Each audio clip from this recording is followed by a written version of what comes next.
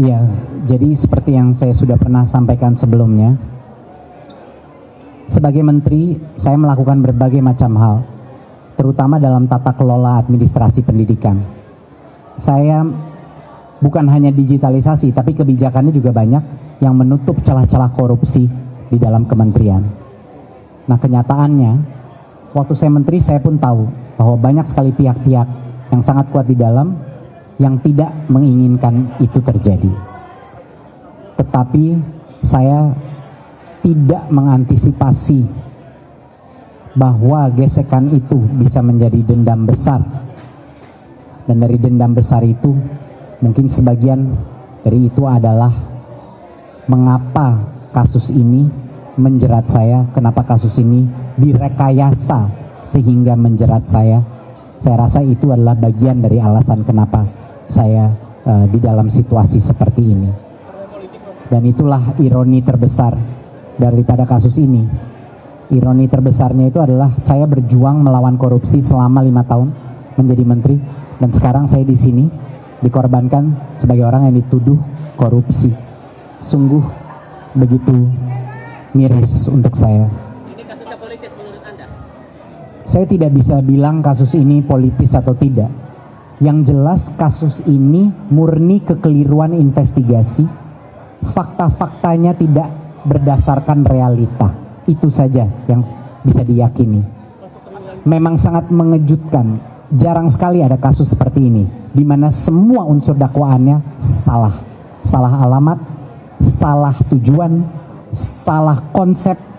Dan saya tidak tahu apakah tidak paham atau tidak mau paham. Antara dua hal ini saya kurang yakin yang mana. Tetapi inilah hal yang membuat kasus ini sangat unik.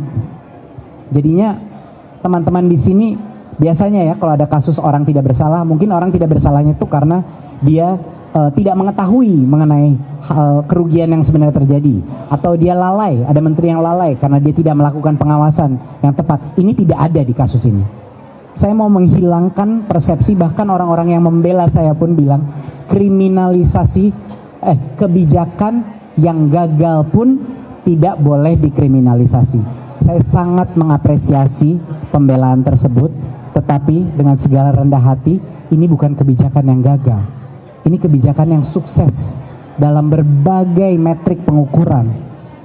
Dan yang lebih miris lagi, tidak ada kerugian negara. Chromebook dibeli di bawah harga pasar. Bagaimana mungkin ada kemahalan harga kalau dibeli di bawah harga pasar?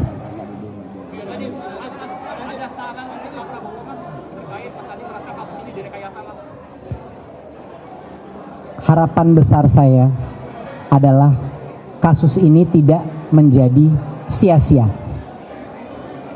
Kasus penzoliman saya harus dijadikan suatu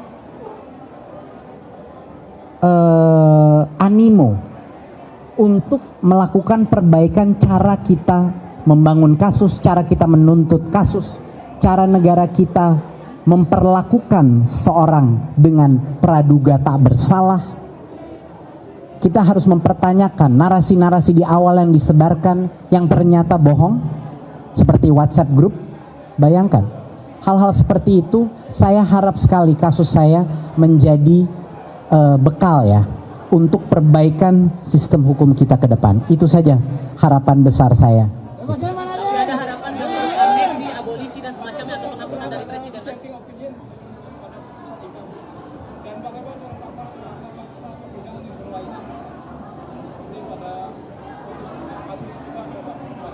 Iya. Tadi pertanyaannya mengenai kasus IBAM dan 2 dissenting opinion.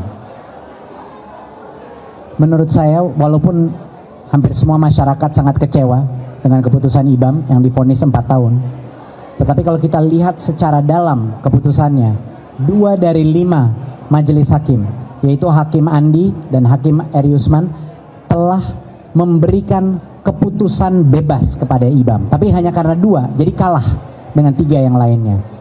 Tapi ini sepanjang pengetahuan saya belum pernah terjadi dalam sejarah kasus besar tipikor, di mana 2 dari 5 hakim merasa tidak salah terdakwa. Saya tidak tahu apakah itu tidak akan terjadi di kasus saya. Yang saya minta di dalam pledoi saya kepada para hakim adalah keputusan 2 dissenting opinion hakim itulah yang harusnya menjadi pertimbangan utama, yang saya harapkan menjadi pertimbangan utama untuk keputusan saya, dan juga pertimbangan utama untuk keputusan bandingnya IBAM. Karena beliau tidak salah, tidak melakukan kesalahan apapun IBAM, ya. Itu juga sangat penting untuk dimengerti.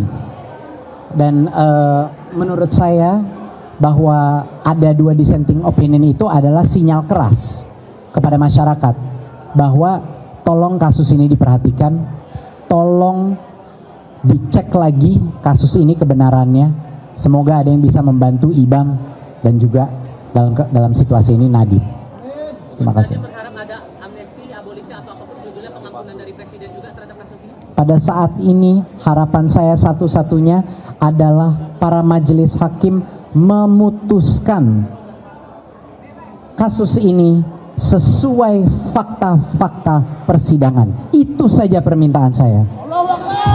Permintaan saya adalah kejujuran hati nurani para hakim untuk memutuskan berdasarkan fakta yang ada di dalam persidangan. Karena jelas fakta-fakta tersebut semuanya secara serentak telah membuktikan bahwa saya tidak bersalah, sehingga secara hukum saya wajib bebas murni.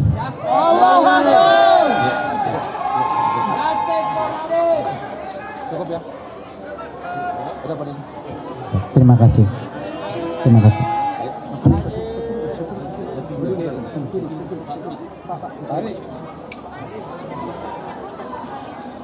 Hah?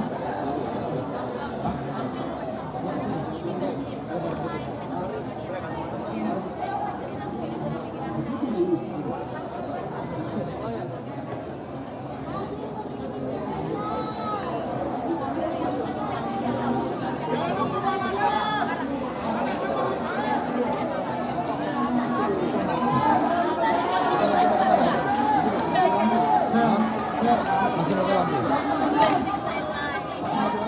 Tapi nggak bisa sama sana.